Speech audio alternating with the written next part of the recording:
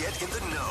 Non-stop Vikings talk. It's Purple Daily on Score North and ScoreNorth.com. Football. Vikings Vent Line. What's going on, everyone? Declan Goff here to take you through another edition of Vikings Vent Line. We do this show 52 weeks out of the year. Of course, during the regular season, Mackie and Judd and myself welcome Vikings fans on to talk about the Vikings game immediately after it ends. And, of course, during the offseason, I still like to catch up with numerous fans to figure out what they have with their thoughts on the offseason, the draft, free agency, etc. So really excited to talk to my guys, Wes and Chris, here in just a little bit on Vikings Vent Line. Hit that subscribe button, too, for daily Minnesota Vikings entertainment. This is Purple Daily, where we want to see the Vikings win a Super Bowl before we die. And if you'd like to come on a future episode of Vikings Vent Line, shoot me a note. It's VikingsVentLine@gmail.com. Simple as that. VikingsVentLine@gmail.com if you'd like to come on the show. Again, I like to do this once a week, and I like to talk to as many Vikings fans from across the country and across the globe, to be honest. We've had fans on from Europe, all over the dang place. So hit me up if you want to be on. It's VikingsVentLine@gmail.com. We're, of course, we're sponsored by TCL. Enjoy more of what you love with TCL. And our friends at Dennis Kirk and DennisKirk.com, motorcycle parts and accessories. It's riding season in the Twin Cities or wherever you may be. And go to DennisKirk.com, free motorcycle parts and accessories. I shouldn't say free, but some great accessories there. Go check them out. It's DennisKirk.com, as well as a shout out to our friends at Aquaside. As you get ready for Memorial Weekend, go check out that lakeside. And if there's any lake weed or algae you don't want to deal with, go to Aquaside.com, get yourself some Aquaside pellets, and they will certainly help you remove that nasty lakeweed and algae and help you diagnose what's going on in there. Support our sponsors on Purple Daily. That's the best thing you can do to help us out. You can go to Aquaside.com, DennisKirk.com. A whole list of our sponsors, too, are in our YouTube bio section, too, if you want more information on those sponsors. All right, this is Vikings Vent Line, and let's get my guys Wesley and Chris in here to join the show. Boys, what's going on? Thanks for coming on Vikings Vent Line. Let's go. Yeah. Chris, you were at the draft party at Park Tavern a few weeks back. That was a pretty chaotic scene. Did you make it the whole time? I mean, I'm foggy from that night, even with all the beers and chaoticness that was going on, to be completely honest. But did you enjoy yourself at Park Tavern a few weeks ago? Yeah, that was crazy. I didn't know what to expect. That was way more people than I thought were going to be there, for sure. We had a similar testament. We didn't expect that many people to show up, but man, I think we had it basically at fire capacity, which is great to see and a testament to the great fans we have here on Purple Daily. Wes, are you in Minnesota? Where are you calling from, sir? I'm currently from Dallas, Texas, but I'm the only Vikings fan down here, it seems like. Yeah, they're everywhere, but I'm sorry you're in the pocket of cowboy country. Is there at least I do know there are like Vikings bars around the country. Is there like a Vikings themed bar in Dallas? Like where do you end up kind of watching the game? There used to be one down here. I don't remember the name, but it was half Bears, half Vikings. It's a weird mix. Yeah.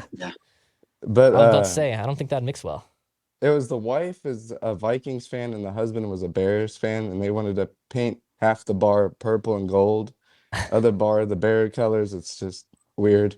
But yeah, it was a great experience. But my stepdad's from Minnesota, so that's how I became a Vikings fan, really. Very nice. And Chris, how long have you been a Vikings fan, my friend? So I am just 40 now. I've been watching them since the days of like Tommy Kramer, Chris Dolman. Yeah.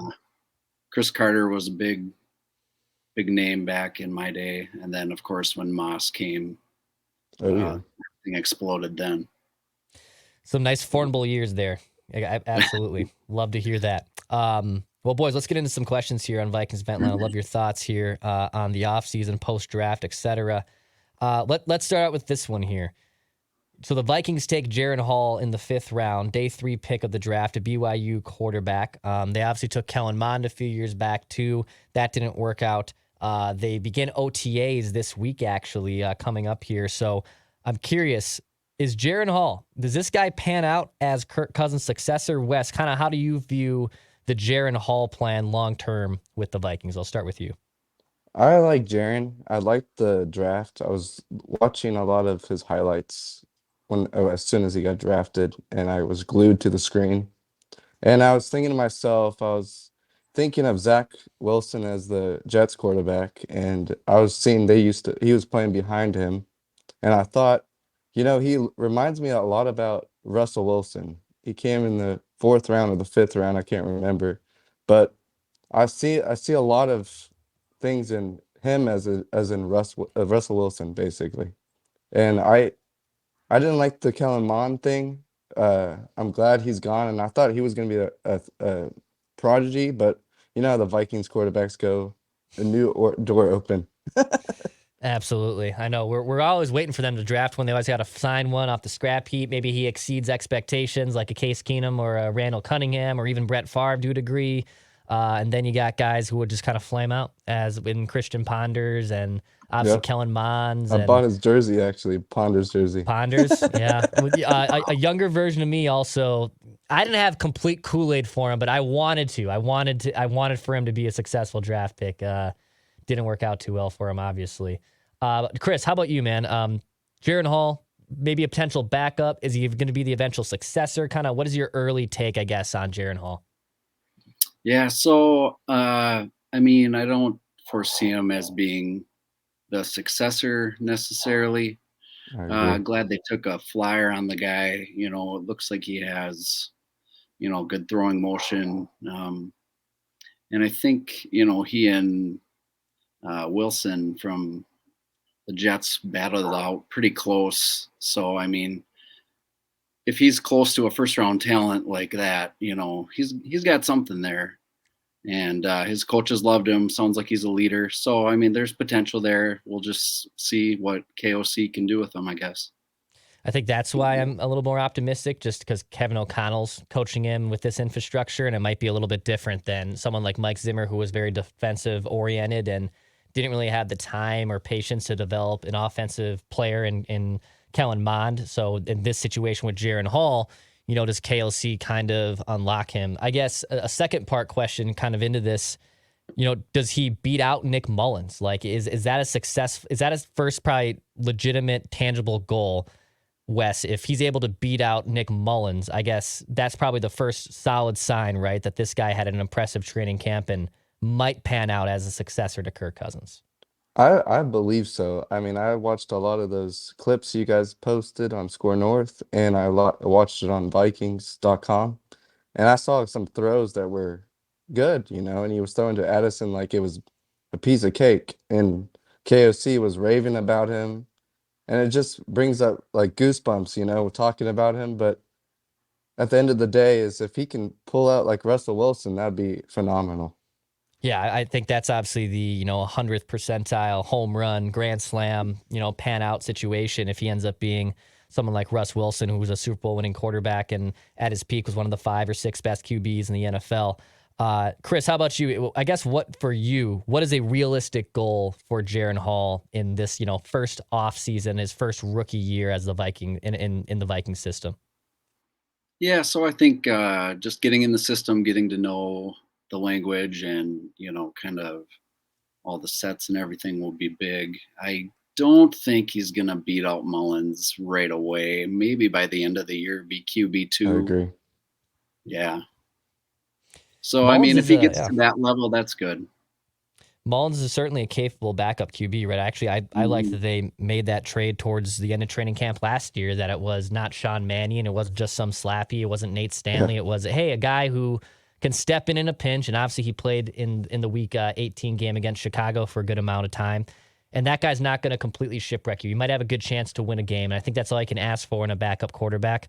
And that's where, we talk about Kirk Cousins' successor in Jaren Hall, and that's probably a longer shot. That's where I think the more realistic target is, can he do enough to show that he actually deserves the backup spot over Nick Mullins? I think that's kind of what I'm watching for and what I'm going to be looking at in training camp, and kind of looking through Judd's eyes of who will be there at training camp too, to figure out if he can beat out Nick Mullins. I legit do like his chances of potentially being an NFL quarterback if a rookie can step in and kind of outperform a veteran who has won some games in the NFL.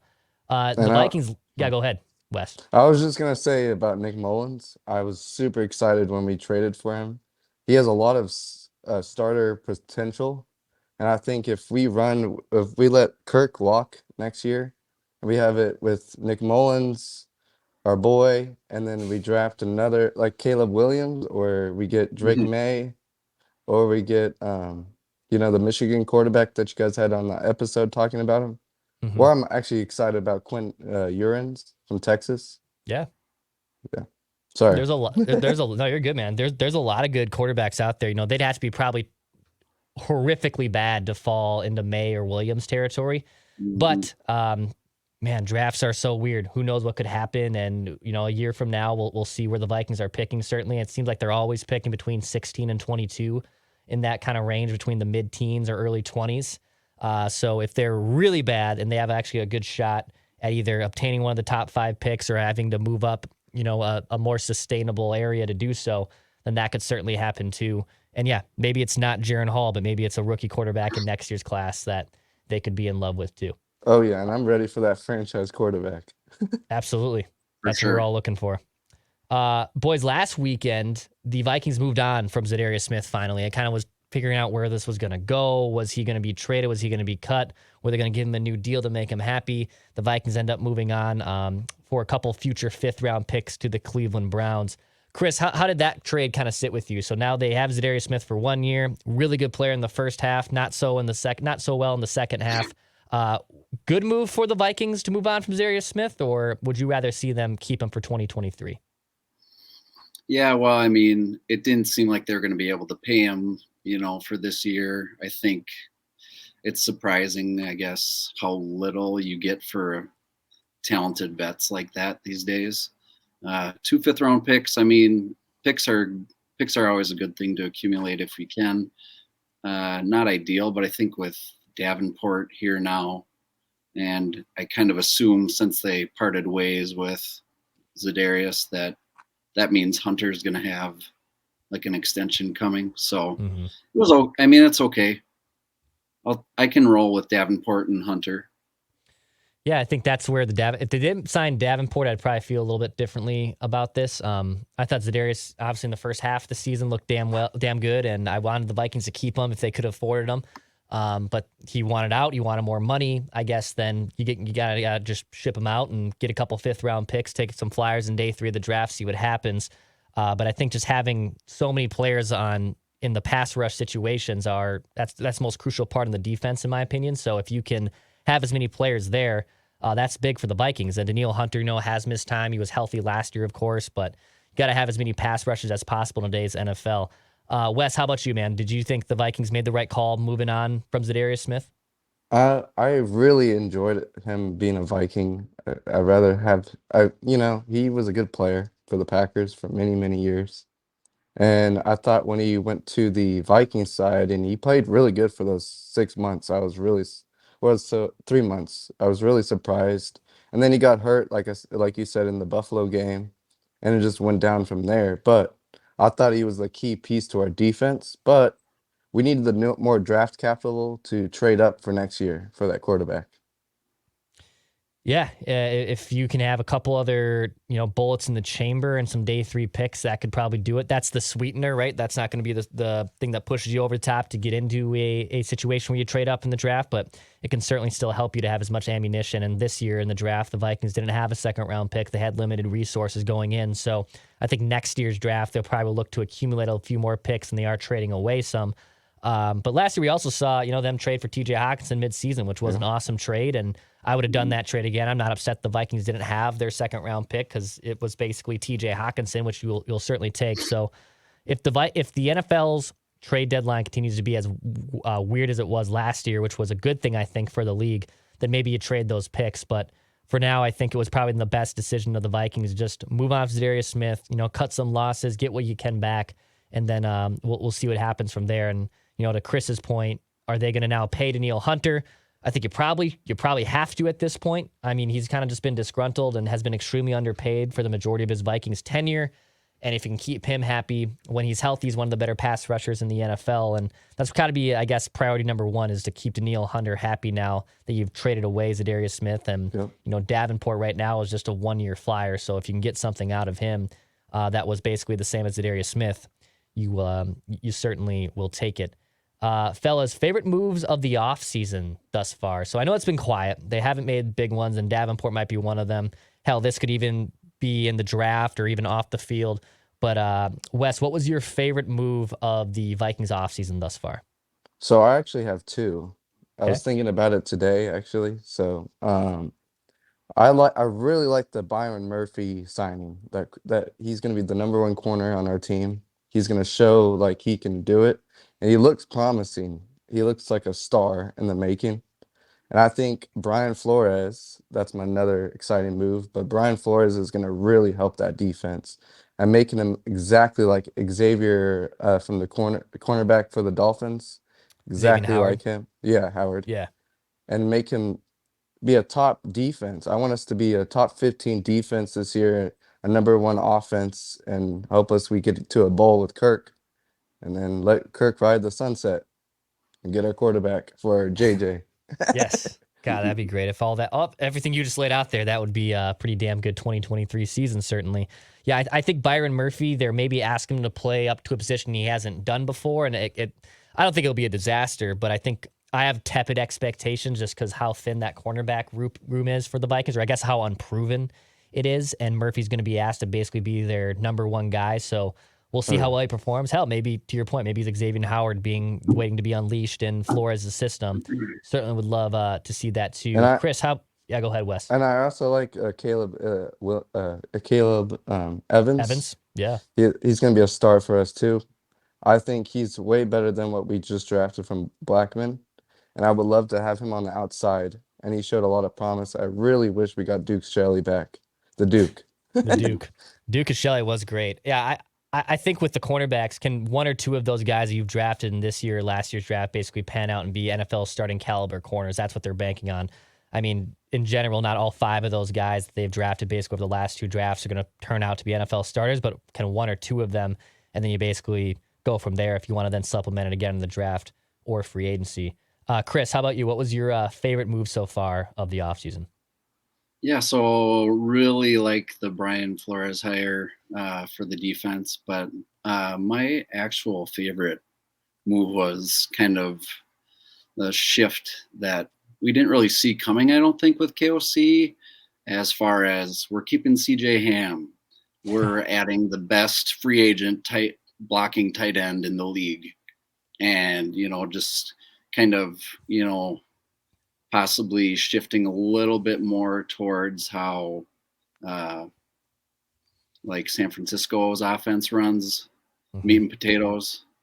And then just lots of different sets and motions and plays that you can run out of that. Certainly with Addison and JJ, and then you got TJ Hawkinson there too. You've got all kinds of weapons. I think the offense is going to be even more explosive this year. Yeah, there's so many exotic ways now to deploy offenses in fancy different ways. But at the end of the day, do you have enough blocking? Do you have enough, are you scheming your things appropriately? I know Deebo Samuel's a beast, certainly, for San Francisco, and George Kittle makes life hard for defenders. But, they use Kyle Juszczyk in these creative ways. They have a great offensive line. To your point, meat and potatoes. You can have as much speed as you want on the outside and your wide receivers, but you got to win in the trenches too, and you got to get creative. And I think all of us are maybe a little bit surprised that CJ Ham did end up coming back, and not just coming back, but getting a contract extension. But hell, if he's a vital piece to opening things up quietly, basically in the Vikings offense, I'll default to KOC and Wes Phillips and whatnot if they certainly have something up their sleeve to, make that offense go from, I think it was 9th last year in points to top 5. And, the Vikings they can't afford to have their offense take a significant step back next year, and nor should it. It's still got enough playmakers where it still should be a top 10 offense.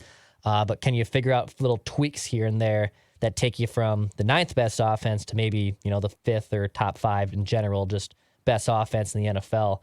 And to your point about Flores on the defensive side, on the flip side of it, can that unit just be respectable? I know Wes said top 15. Yeah, can it be somewhere between like 16th and 20th, and can it be really good at something? Can it be good at sacks? Can it be good at creating turnovers, red zone clamps? Can they figure out something they can kind of hold their hat on, where they're not just being gashed for big play after big play like they were basically for the last 3 seasons? So Flores, yeah, excited to see what he can do with this young nucleus as well. Fellas, before we wrap up here on Vikings Vent Line, any shout-outs you want to give? Any last takes, I should say, too, and any shout-outs you want to give on Vikings Vent Line? Wes, I'll go to you. I got one more take. Okay. So what I really think the defense is going to shape up is I really like that. I really think Sue is going to come to us in the offseason. I Oh, think that's our okay. last move. I And I like think that. that will boost her up to our defensive line. It will show up and Hunter will love that too. I think that defense would be a lot better, like the top 15 defense that I was talking about. We need more pass rushers. I feel like we don't hit the quarterback as much as we did when we had the 97 DN for us. I Everson think his Griffin? name Griffin. Everson Griffin, Everson my Griffin, yeah. boy. Yep, Griffin. And I really want us to have better linebackers too. So maybe sign up another linebacker like Ingram, like you guys were saying in another episode. And then I just wanted to give a huge shout out to JJ. I love him. I've always been a fan of AP when he came out, but I just want to shout out to my business. I'm a photographer for Legacy Destination. You can find us on Instagram. Nice, man. Cool. Love that. Love shouting things out there. Chris, how about you, dude? Last final take. Anyone you want to shout out here on Vikings Vent Line? Yeah, so I don't know if I can do a write that down, but I'm gonna just say it anyway. And Okay. if you're cool with it, go with it. You got it. Josh Oliver, new tight end, will have more receiving touchdowns than Thielen will this year. I like that one. Okay. Josh Oliver, a couple, maybe a red zone target, another weapon waiting to be unleashed there potentially. Exactly. Yeah. So he coming out of college was actually more of a pass catcher than a blocker, and he had to really hone his craft in Baltimore. So, yeah, I think people are sleeping on his offensive game a little bit. I like that one, man. I Yeah, we'll see agree. what Thielen has left in Carolina. I mean, he just lost his. That's what happens. You get older, you slow down a little bit, and we'll Yep. see what happens if he's with Andy Dalton or maybe it's Bryce Young early on. But yeah, I don't know. I don't think there's a whole. I think there's a serviceable player in there. I don't think there's a whole lot left in the tank there for Adam Thielen. So best of luck to him. But if Josh Oliver becomes a new red zone target with Hawk and JJ Osborne, Addison, I mean Kirk's Ooh, gonna have plenty of options there two in the tight red end zone. set right there. Yeah, Hell man. yeah, I meat and really wanted potatoes us to football. I really wanted us to resign Irv just for that two tight end set with TJ Yeah, because we didn't see a lot of that. But I really like the Oliver signing. yeah. I think that's gonna be a sneaky good one as well. Boys, thank you for coming on Vikings Vent Line. I appreciate it. Great takes, great stuff here. And again, if anyone wants to come on a future episode, hit me up. It's VikingsVentLine@gmail.com. Hit that subscribe button too for daily Minnesota Vikings entertainment. This has been Vikings Vent Line.